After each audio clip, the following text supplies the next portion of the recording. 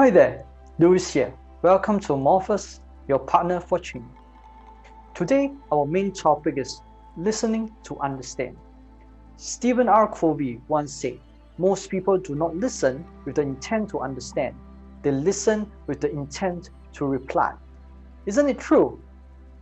And especially for our fast-paced and complex business world, the skills of listening seem less appreciated than the skill to talk. I remember a time when a frustrated client asked me, why does my HR manager seem to have a problem listening?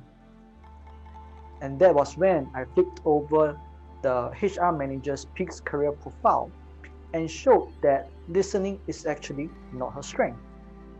So for all of you who are watching this series of work skills videos, do refer to your personal peak career profile and have a look. If your listening skills need improvement, I hope this video can provide you with practical and valuable pointers. So back to my client. What went wrong with the communication process between the HR manager and the boss? So while listening appears to be a simple skill, it is actually complex because the true skill of listening is not only to hear what is being said, but to actually understand the meaning behind it and to show that the other person is understood. So what could have gone wrong? Here are a list of common problems in listening. Could you also be susceptible to them? Number one, you are thinking of how to respond while listening. So this is a very common issue, especially when we are in a high-stakes communication, such as trying to impress your boss. While that may be a good thing to do, it is easy to misunderstand the real intentions of the other party when your mind is preoccupied with your own response, rather than examining what is spoken between the lines. So if that is you, then we need to practice listening attentively to the other party and learn to ask clarifying questions. For example, you could say, when you said this, may I know what specific incident are you referring to? Or you could ask, what I heard from you is this. So you try to rephrase some points and follow up by asking, did I understand you correctly? So not only do you make the other party feel understood, but while you are rephrasing, it also becomes a buffer time for you to truly understand the other party's intent before responding. Number two, you're thinking of your own issues, problems, or needs while listening. So one thing about being human is that we cannot perfectly compartmentalize our lives. If we are facing personal problems, be it about family, finances, or health, it is almost impossible to put it aside and focus on listening. So if that is your challenge, I encourage you to be frank and learn to reschedule. It can be another day, or perhaps just 15 minutes later, after you go and wash up and refresh yourself. Most communications can allow for a short break, especially if your full undivided attention is needed. So do ask for it. If the issues that you are dealing with just seem to latch onto you and not let go, then please take some time to work on it. Speak with a counselor or coach like myself. Practice mindfulness. Give yourself some space. People around you will appreciate you for that. Number three, you are losing focus and getting distracted. It is like what they say, in the beginning was the thing, and one thing led to another. Isn't it the same as how some of us communicate? Are you still here? If this is your challenge, bring a notebook and a pen wherever you go. Take notes while people are speaking. The very act of writing notes on paper will actually help you to focus. So if any stray idea comes by while you're listening, just scribble them down and get back on track.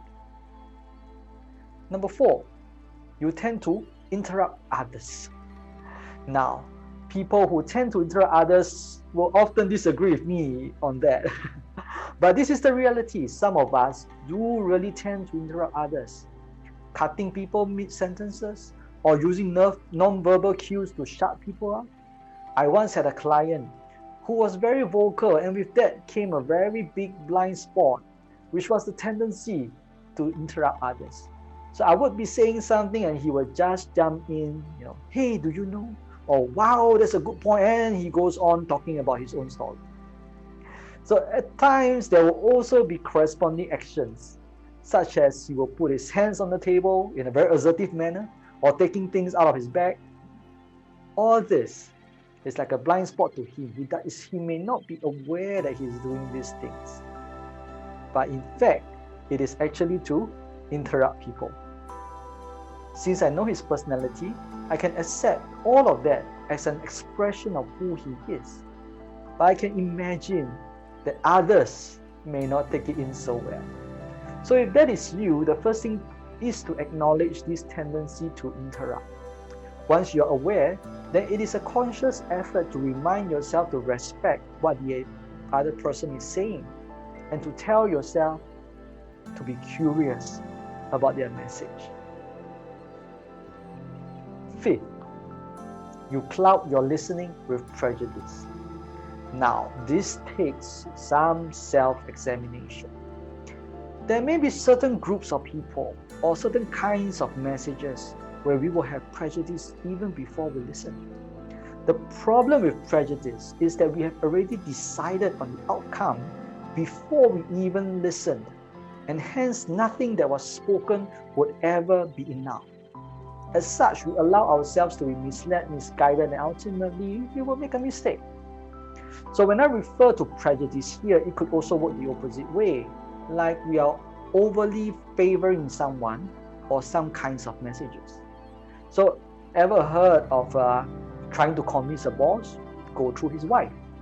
Or a manager choosing only to listen to the positive things? If that is your challenge, the way around it is to make self-reflection a conscious practice. You have to intentionally embrace diversity. Put people who sing a different tune around you. Set clear rules that people do not get punished for speaking out what is right.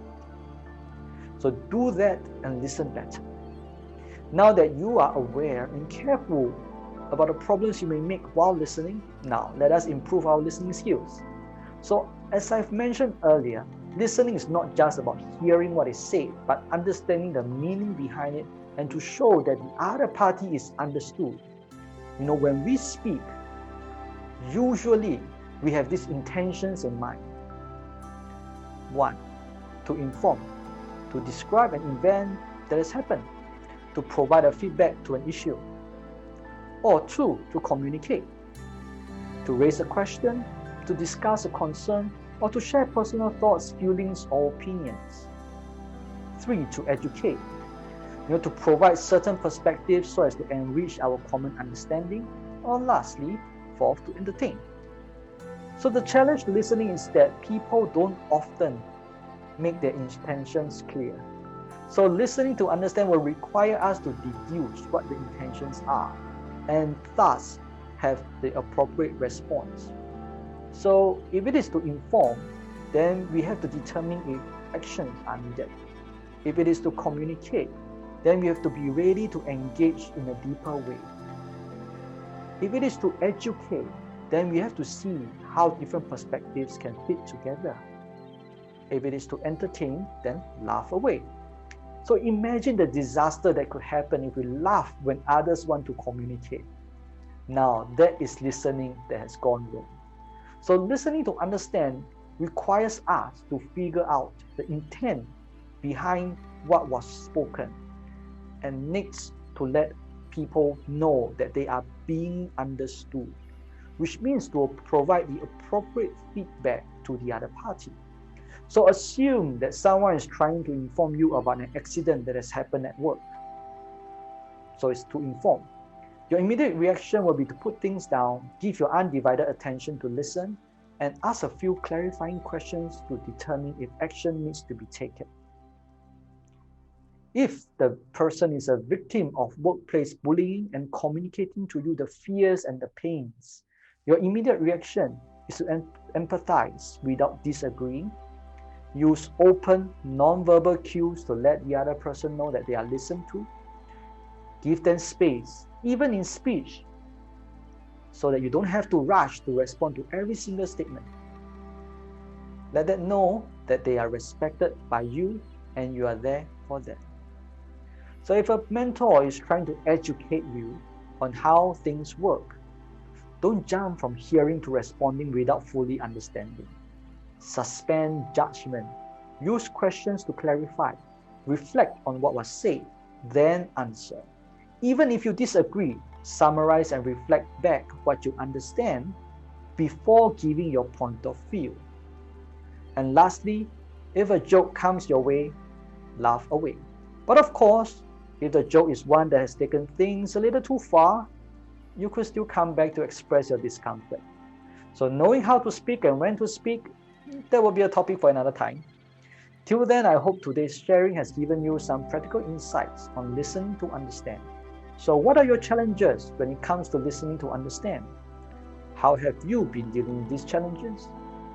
I welcome you to share with us your experience and let us learn and grow together. See you next time.